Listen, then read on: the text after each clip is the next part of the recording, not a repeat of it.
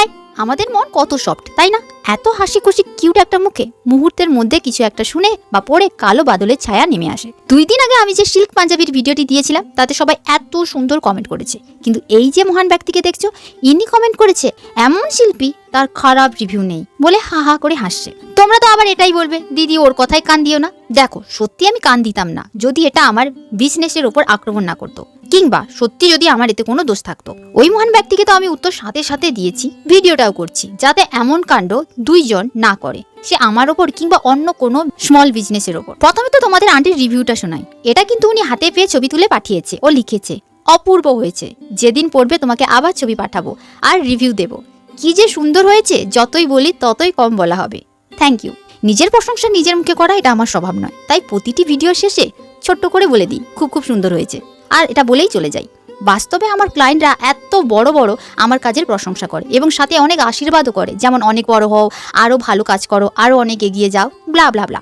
আসলে আমি আমার প্রতিটা কাজ 100% পরিশ্রম দিয়ে করি, তাই আজ অব্দি কোনো একজনও বলেনি যে আমার কাজ তাদের পছন্দ হয়নি। ডিজাইন ও কাপড়ের কোয়ালিটি দুটো নিয়ে প্রশংসা পাই।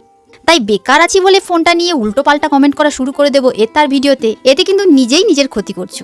কর্মা বলতে কিছু জিনিস আছে, আর কর্মা কিন্তু কাউকে ছাড়ে না। তোমরা আমার স্পিরিচুয়াল দিকটা কোনোজন দেখোনি, আর আমি দেখাতেও চাই না। আমি মিথ্যে বলতে ভয় পাই, তাই মিথ্যে বলে নিজের পাপ বাড়ানোর আমার কোনো ইচ্ছে নেই।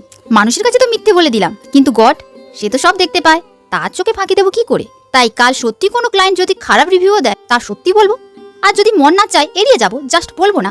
তাই আমার মিছিমিছি মিথ্যে বলে পা বাড়ানোর কোনো প্রয়োজন নেই। একটা ব্র্যান্ড, একটা পেজ কিংবা একটা স্মল বিজনেস যাই হোক না কেন, তা গড়ে তোলা, তাকে বড় করা কিংবা তাকে চালানো সহজ বিষয় নয়, আর তার গুণমান ও নাম বজায় রাখা অত সহজ বিষয় নয়, খুব কঠিন। কিন্তু যারা এই কাজগুলো করে তারা ভালো করে জানে। তাই আমি অনুরোধ করবো এইভাবে অন্যের ক্ষতি করবেন না। যে যেটা করেনি কিংবা যার কোনো দোষ নেই সেটা নিয়ে উল্টো পাল্টা কমেন্ট করবেন না। আমি জানি যারা খারাপ কমেন্ট করে তারাও ভালো মানুষ। প্রতিটি মানুষের মধ্যে ভালো খারাপ দুটো গুণ থাকে, তাই তুমি যদি দিনের পর দিন ভালোকে বেশি খাবার দাও ভালো গুণ শক্তিশালী হবে, আর যদি খারাপকে বেশি খাবার দাও তাহলে খারাপ গুণ শক্তিশালী হবে। আর যে খাবার পাবে না সে একটা সময় মারা যাবে। তাই খারাপ গুণকে বাঁচাবে নাকি ভালো গুণকে সেটা নির্ভর করে কিন্তু নিজের ওপর।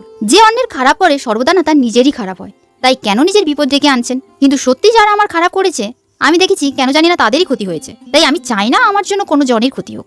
এইবার একটা রিকোয়েস্ট করবো আমার ক্লায়েন্টদের, আমার প্রোডাক্টগুলো তো হাতে পেয়েছো, কেমন হয়েছে একটু কষ্ট করে প্লিজ এই ভিডিওটার কমেন্টে লিখে যেও। আর মেন রিকোয়েস্ট, ছবি সহ প্লিজ রিভিউ সেকশনে এইখানে একটা রিভিউ দিও। অ্যাকচুয়ালি রিভিউ দেওয়ার মেন বা অরিজিনাল জায়গা হলো এটা দেখেই বুঝতে পারে অন্য মানুষরা আমি ভালো কাজ করি নাকি খারাপ। তাই এইটুকু কষ্ট আমার জন্য তো করতেই পারো, তাই না? আমার ভিডিওতে প্রতিটা শব্দ যে গুরুত্ব দিয়ে শোনে সে বুঝতে পারবে। এগেইন এটাই বলবো, অন্যের ক্ষতি করে শুধু নিজেরই ক্ষতি হয়। দেখা হচ্ছে কালকে।